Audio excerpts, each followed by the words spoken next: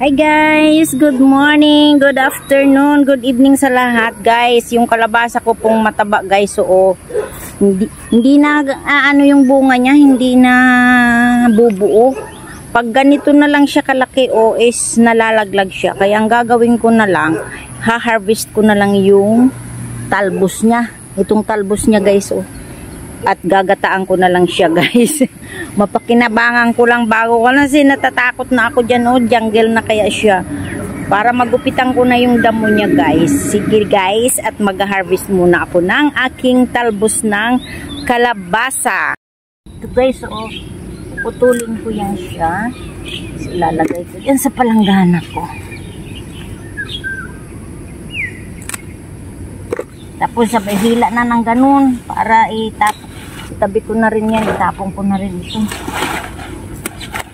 Para wala dyan, ano na, mamaya may magkaroon ng snake. Nakatakot. Tapos yung alugbati ko din ho, nag-anuhan na rin, naggapang na dito. Okay.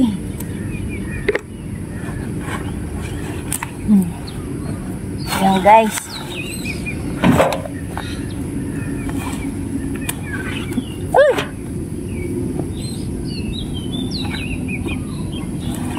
Kaya ang gata tayo ng talbos ng kalabasa.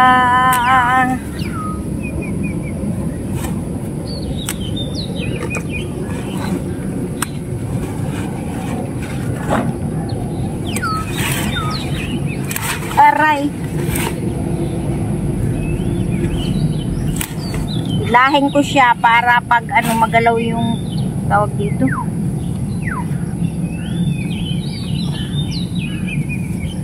Naglubati ko, oh. Tutulin ko na rin. Tapon ko na yung ibang haba, oh. Yan guys. Aray. Guys, nalinis ko na guys. Susunugin ko na lang yung siyad guys. Pag natuyo yan guys, susunugin ko na lang dyan. Kasi guys, nakakatakot. Baka mayroon dyan nagtatagong kababalagan. Yan na po ang na-harvest ko, oh. Gagataan ko po yan. Sayang nga, ang daming bulaklak. Kaya lang hindi nabubuong bunga. Kaya mabuti pa pakinabangan na lang yung talbos. O diba? At least makakain. Sa tubig, dinagyan ko ng kaunting asin para kung mayroon man siya dyang uod-uod, mamatay yung uod bago ko linisan. Yan guys. Yan guys, nakababad na siya sa salt and water. So mamaya, lutuin natin. So, ayan na, nahugasan na natin guys yung ating talbos ng kalabasa.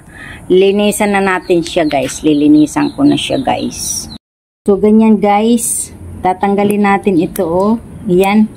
Itong mga to. Tapos, babalatan natin siya. So, kukunin lang natin yung malambot. Huwag natin ihalo yung matigas. Ayan, nabalatan na siya guys.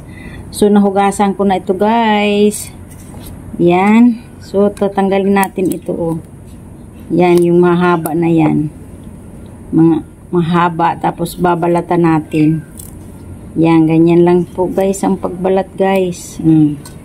Ganyan lang po guys ang pagbalat guys. Ulit-ulit lang guys.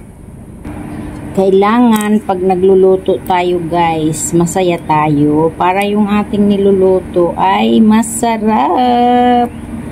Ayan na guys, malapit ng matrabaho lang siya pero okay lang yun, enjoy ka naman. At pagka naluto naman siya ay makakatikim ka ng masarap mong luto, o diba? Kasi sayang naman yan itapon, hindi naman siya nagbubunga. Malinis na guys, oh, malinis na siya. Kaya akin na siya hihiwa-hiwain. Nalinisan ko na yan.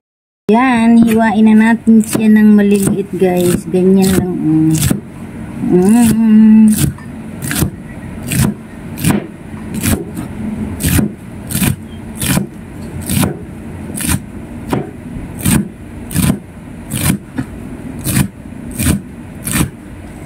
Yan, lang guys. Hiwa-hiwa lang guys.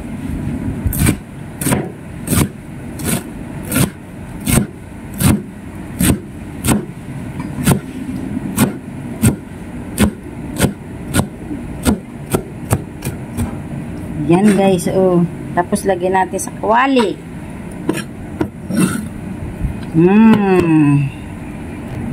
Yan lang. Maliliit lang siya.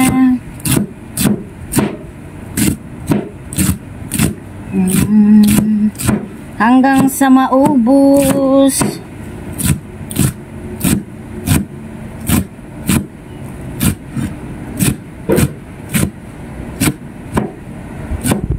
Tadadadan, tadidadan, tadidadadadidadan.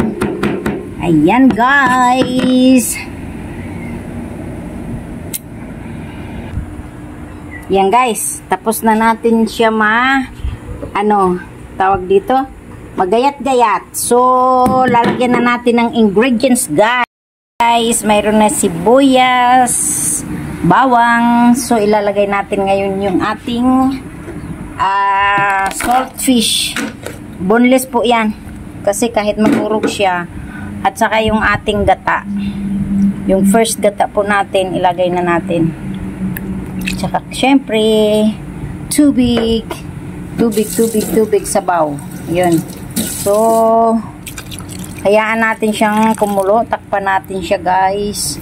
Pag kumulo na siya, hayaan natin siyang maluto. Ayan. Ayan, pwede na nating haluin.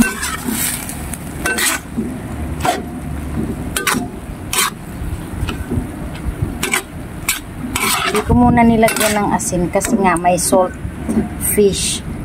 May salt fish. Pag linagay na natin yung last na gata, saka natin titimplahan kung maalat ba siya o tama lang. Kasi yung salt fish, sinugasan ko rin yun. Yan. Yan guys, tuyo na guys. O, tuyo na yung first gata natin. So, next natin ilalagay ay yung last na gata guys. Para masarap siya guys.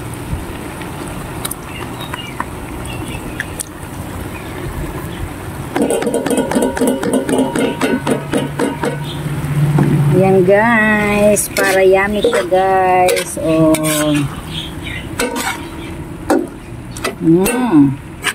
Ang bango. So, hayaan natin siyang magtuyo-tuyo ng kaunti. Mabango siya guys. Yan guys, luto na. So, tama na yan guys. Huwag naman tuyong-tuyo yung ating para pag nilagay natin sa kanin ay masarap guys. Ayan guys, timplado na yan guys.